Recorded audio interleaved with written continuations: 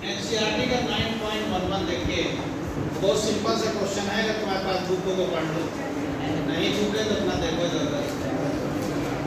9.11 ये कह रहा है कि क्या बरनौली समीकरण का उपयोग किसी नदी में बहते हुए जल प्रवाह के लिए किया जा सकता है? क्या बरनौली की प्रमेय नदी में पानी बह रहा उसमें लगा सकते हो? नो, क्योंकि नदी में जल प्रवाह धारा रेखीय नहीं होता है, धारा रेखीय नहीं होता है। नदी में जो पानी बहता है उसका प्रवाह धारा रेखीय नहीं होता है, इसलिए हम नदी में बरनौली प्रमेय नहीं लगा देंगे। घर में नाले में लगा दो, खेत में नाली बनी उसमें बरनौली प्रमेय लगाए, उसमें नहीं लगेगा। बरनौली की प्रमेय तभी लगती है जब जल का प्रवाह क्या होता है, धारा रेखीय।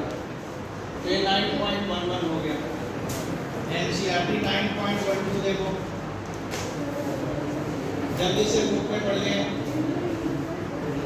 9.12 बरनौली समीकरण के उपयोग में यदि निरपेक्ष दाब के स्थान पर तेज दाब का प्रयोग करें तो क्या इसमें कोई अंतर पड़ेगा?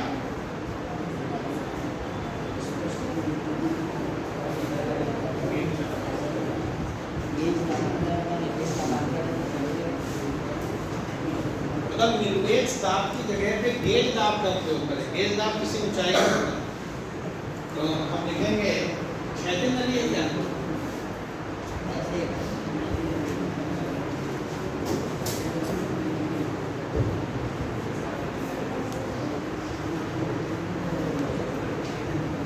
देखो हम लोग जानते हैं बरनौली की प्रमेय क्या होती है।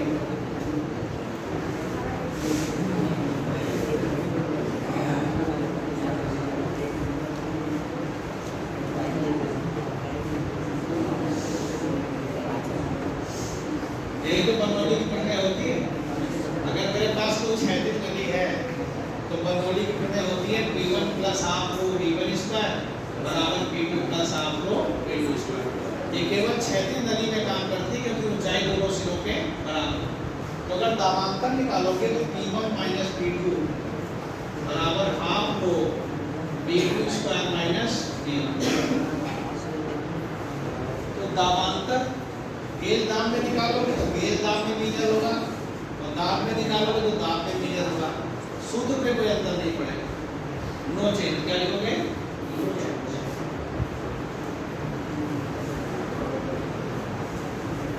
फार्मूले में कोई अंतर नहीं पड़ेगा। चलिए 9.13 देखो।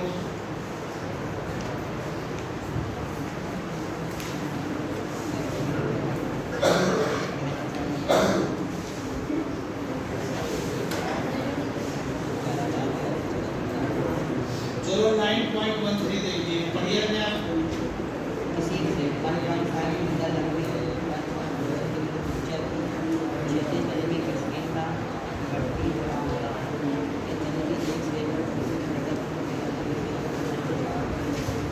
किसी 1.5 मीटर लंबी 1 सेकंड त्रिज्या की नली से ग्लिसरीन बह रही है।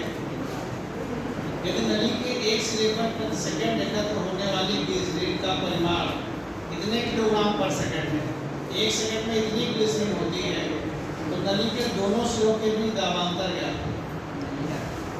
तो ध्यान से पढ़ो, क्या निकालना है? दोनों सिरों के बीच दाबांतर।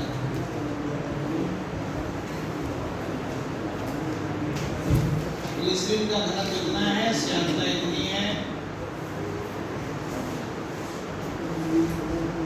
और यहाँ पे जांच करना चाहेंगे कि इस नदी के स्थिर गुणांक क्या है।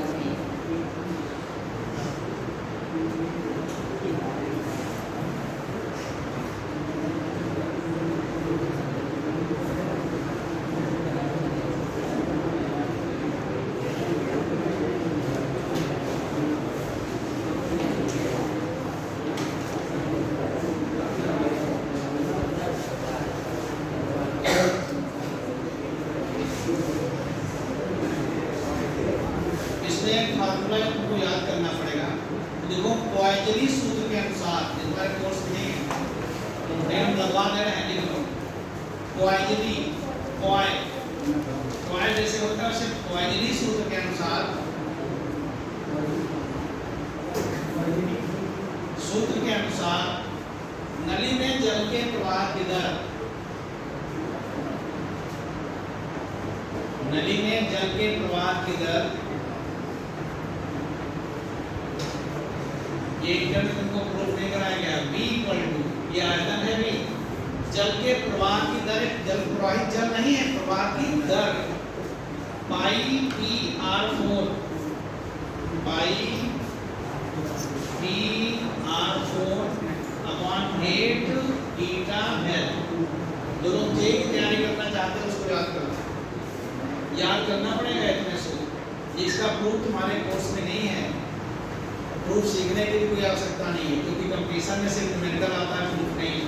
तो नली में जल के प्रवाह की दर V equal to pi eta, pi P R 4 upon 8 eta है। किसी भी नली में जल प्रवाहित होता है उसकी दर का फार्मूला है, याद करो। चलो मान रखो ईटा का मान कितना दिया है, पी का मान कितना दिया है, लेकिन मुझे पी निकालना है ना, रुक करो अभी थोड़ा सेव करो। तो 8 eta L B equal to pi P R 4, P equal to हो जाएगा 8 eta L B upon pi R 4। जो लिक्विड फ्लो हो रहा है कितना फ्लो हो रहा है बताओ,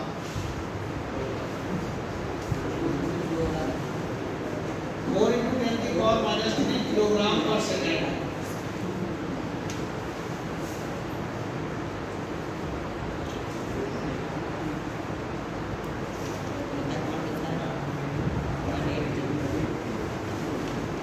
आयतन क्या होता है, द्रव्यमान बटे घनत्व बराबर क्या होता है,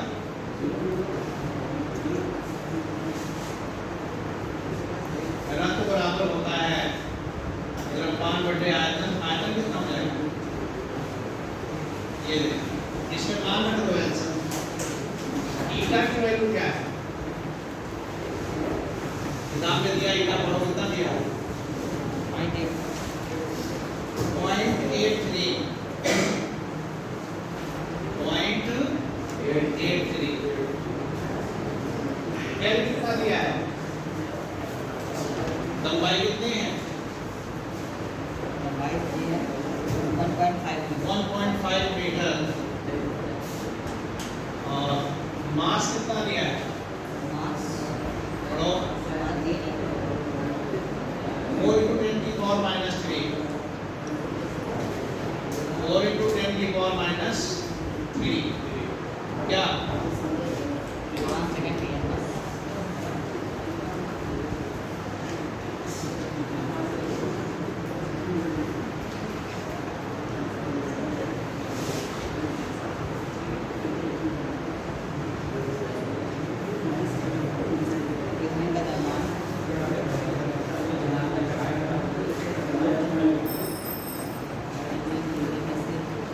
पाई की वैल्यू जानते हो 3.14, आर कितना दिया है, रेडियस कितनी है 1 सेंटीमीटर, मीटर पे चलो, आर तो है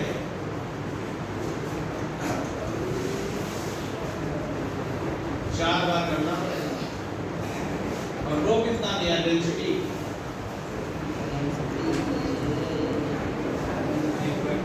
1.3 into 10 की पावर 3।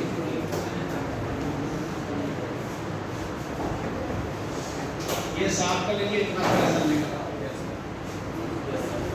मल्टीप्लाई करो प्रेशर मिल जाएगा, फार्मूला याद कर लो, ये कंपटीशन में काम आ सकता है, इंटर में नहीं।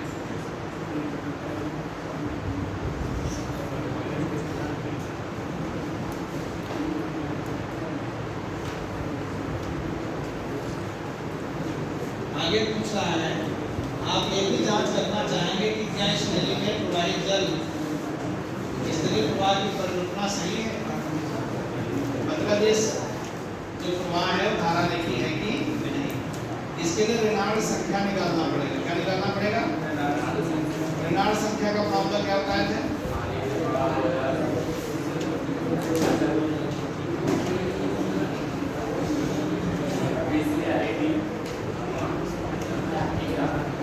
R इक्वल टू BC और क्या था? रो D अपॉन ईटा, रो D अपॉन ईटा। सब कुछ मालूम है। यहाँ पर BC निकाल लो। क्या निकाल लो? BC। और BC कितना होगा? 4 कैसे निकलेगी? B upon pi R square. ये BC का मान इसमें रखते हैं, ये भी उड़ा कर दो, ये भी आंसर। तो तुमको इसलिए बता दिया क्योंकि एनसीईआरटी में था, लेकिन ये तुमको सिर्फ फार्मूले याद होने चाहिए, ये वाला और ये वाला। अगर कंपटीशन में आएगा तो इसी में से भी आना है, इंटर में आएगा नहीं क्योंकि ये तुमको पढ़ाया नहीं है, राइट। ये तुम्हारे सिलेबस से प्रूफ नहीं है। तो ये तुम्हारा 9.13 हो गया, 9.1 और बढ़िया।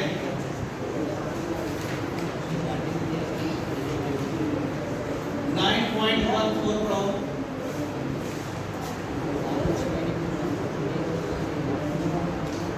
देखिए सबकी बैटरी डाउन हो गई है, बस एक बीमार बच्चा है, वही खांस रहा है, बाकी सबकी बैटरी डाउन हो गई। 9.14 पढ़ो। तुम्हारे फिजिक्स पढ़ने वासे बैठे हो। अब आप वायुयान आ गया, आपको खुश हो जाओ। इसी आदर्श वायुयान के परीक्षण प्रयोग में वायु सुरंग के भीतर पंखों के ऊपर नीचे के पृष्ठों पर वायु प्रवाह की गतियां दिया है। पंख के ऊपर में कितना है? 70, और नीचे कितना है? नीचे कितनी है? 63। ये पंख है बेचारा, ऊपर में V1 है, नीचे V2। ये हवाई जहाज का पंख है, इसके ऊपर का वेग कुछ है, नीचे का वेग कुछ है। पंख का क्षेत्रफल कितना है?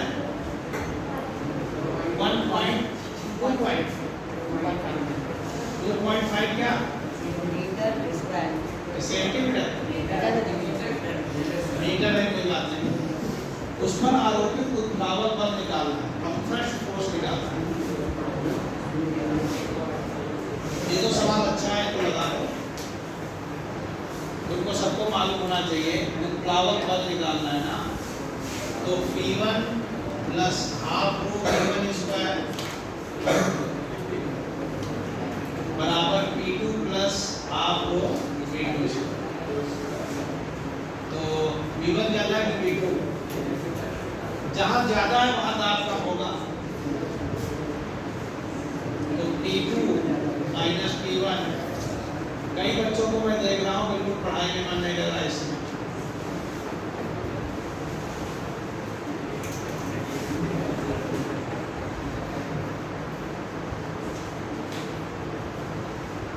दाबांतर निकल गया। वायु का घनत्व कितना दिया देखो?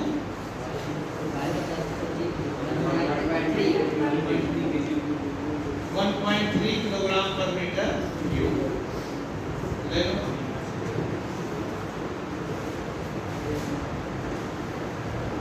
V1 क्या है? 70 का स्क्वायर माइनस 63 का स्क्वायर। अब ये दो साफ करके बता लो जल्दी से। डेल्टा P कितना आ गया?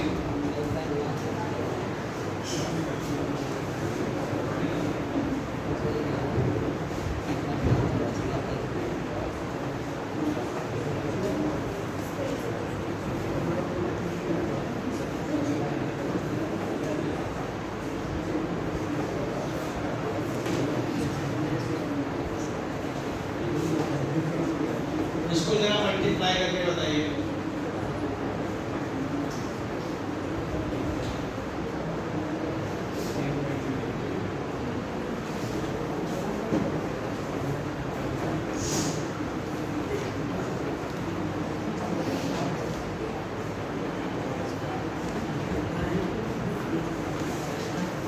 जरा सब लोग इसको सॉल्व करके बताओ, अपनी अपनी कॉपी में बताइए।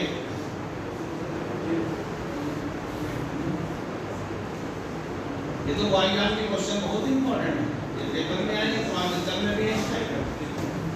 वायुयान के ऊपर हवा चल रही, नीचे चल रही, दोनों का हमें दाब नहीं निकालना था, बल निकालना था। दाब निकालना था तो ये हो गया था उत्तर, लेकिन बल निकालना है। दाबांतर इक्वल टू बल बटे क्षेत्रफल, बल निकाल जाएगा। हमें इसका कैलकुलेशन चाहिए तुम लोगों से। क्या संभव है कि तुम बता पाओ? बोलो, ये कैलकुलेटर में कितना है?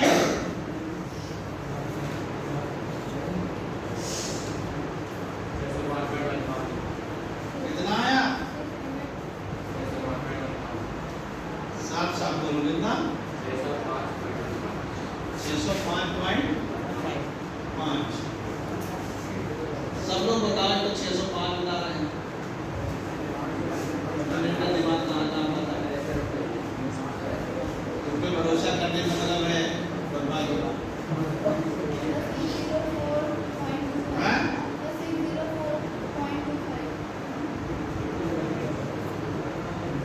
604.25। और लोग बताओ, बाकी लोग बताइए। एक कैलकुलेशन दिया है, सबका अलग अलग उत्तर आ रहा है। पढ़ने में सब लोग तेज हो। 605 अपना अपना बताइए आंसर। तमाशा ना बनाओ। जब तक दूसरे कापी देखोगे जिंदगी में बुरा नहीं करूँगा। ये तुमको साफ बात बता देना है। जब भी मल्टीप्लाई करना होता है दूसरे कापी देखने लगते हैं।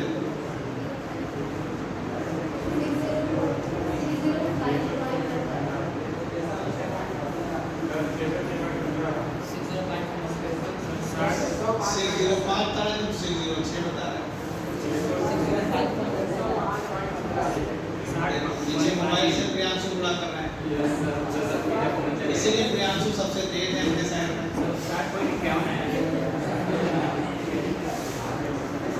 जितने तेज बच्चे हैं वो मोबाइल से बुरा करते हैं। जिंदगी में दो का पहाड़ा भी भूल जाओगे अगर मोबाइल से बुरा करते रहे तो एक दिन दो की टेबल भी नहीं आएगी।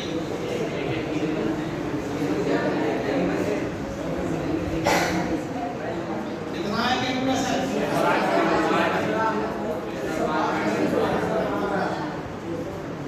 605.15 यहाँ मल्टीप्लाई करो, कितने न्यूटन आंसर आ जाएगा? मल्टीप्लाई कर देना। ये 9.14 हो गया तुम्हारा। ये क्वेश्चन का देगा है माध्यमिक में भी ऐसे बहुत सारे क्वेश्चन।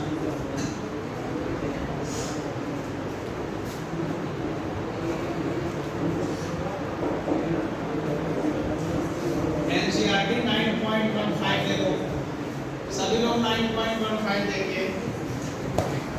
दो फिगर बने होंगे, एक ए और एक बी।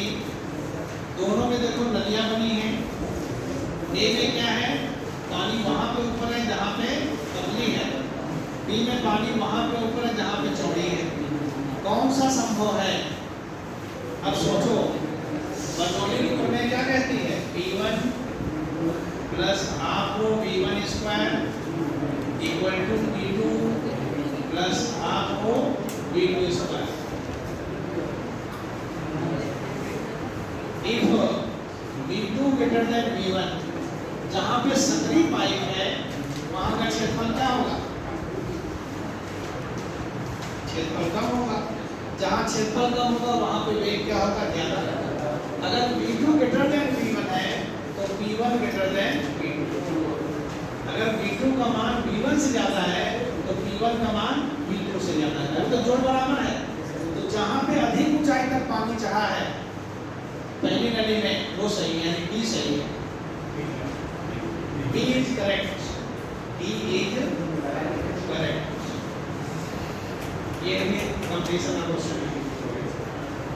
ऐसे क्वेश्चन कंपटीशन में आते हैं। 9.15 केवल 5 क्वेश्चन बचे हैं, इसको कट कर लीजिए।